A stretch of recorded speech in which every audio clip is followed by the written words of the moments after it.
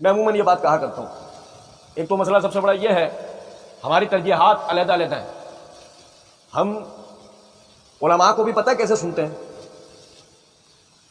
اوہو اس کے اتنے ملینز لائکس ہیں، چلو چلانا.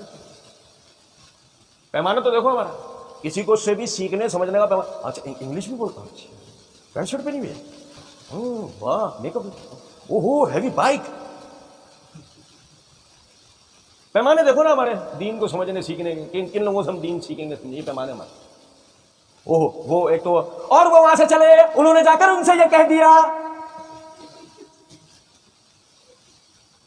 یہ اس سے دین سیکھیں گے ہم، یہ گا گا کے ہمیں دین سمجھائے گا. یہ سمجھ رہے ہیں بات میں؟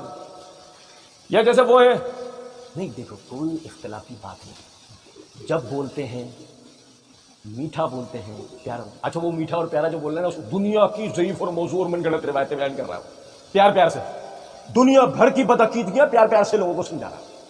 می کر کے نا وہ سارے گھٹیا عقائد و نظریات اور وہ جتنی جعلی روایات ہیں وہ سب سکھا سکتا ہے، می کر کے وہ سمجھا. سنو ذرا بھائی میرے پیارے، اصل میں ہمیں تو سننا ہوتا ہے، کوئی بھی آدمی ہمیں سننا، اللہ قرآن سنا رہا ہے سمجھا رہا ہے بہت اچھا، اللہ کے رسول کی حدیث سنا رہا ہے سمجھا رہا ہے بہت اچھا. ایسا کہ جو ہمیں سمجھ لیں. کبھی بیٹھ کے اکیلے میں سوچو یہ زکوٰۃ کے مسائل ہم نے سمجھ لیے ہیں، سمجھے ہیں یہ نہیں بالکل بھی نہیں. کبھی اکیلے میں بیٹھ کے سوچو ہم نے نکاح کے مسائل سمجھ لیے نہیں، طلاق کے مسائل سمجھ لیے نہیں، وراثت کے مسائل سمجھ لیے نہیں، کاروبار کے مسائل سمجھ لیے نہیں، جہاد کے مسائل سمجھ لیے نہیں، خلافت کے مسائل سمجھ لیے، جو سیاست اس کے مسائل سمجھ لیے نہیں.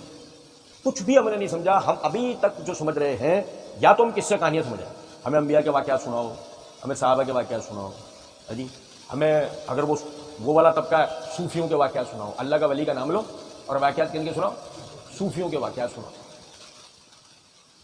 مطلب کان ترس جاتے ہیں کبھی اللہ کے ولیوں کا واقعات سنانے میں. کبھی کوئی ہمیں امام بخاری کے واقعات سنا ہے، امام نسائی کے واقعات سنا ہے، امام حاکم کے واقعات سنا ہے، ابن تیمیہ کے واقعات سنا ہے، ابن القیم کے واقعات سنا ہے. کان ترس جاتے ہیں کہ اللہ کے ولی کا نام ہو اور حقیقی اللہ کے ولیوں کا واقعات سنائے جائیں.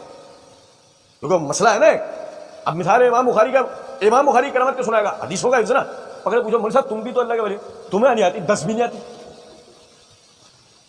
یا ابن تیمیہ کا ذکر کرے، ایک آدمی بیک وقت میں عالم بھی ہے، مجاہد بھی ہے، سوداگر بھی ہے، یعنی کہ کام بزنس بھی کرتا ہے، جہاد بھی کیا ہے، عالم بھی ہے، علم بھی سکھاتا. ابے تو کون سا مولوی ہے، مسجد ہی نہیں چھوڑتا، نہ تو کام کے لیے باہر جا رہا ہے، نہ تو جہاد کے لیے میدان میں جا رہا ہے، اور ابن تیمیہ کے واقعہ سنا رہا.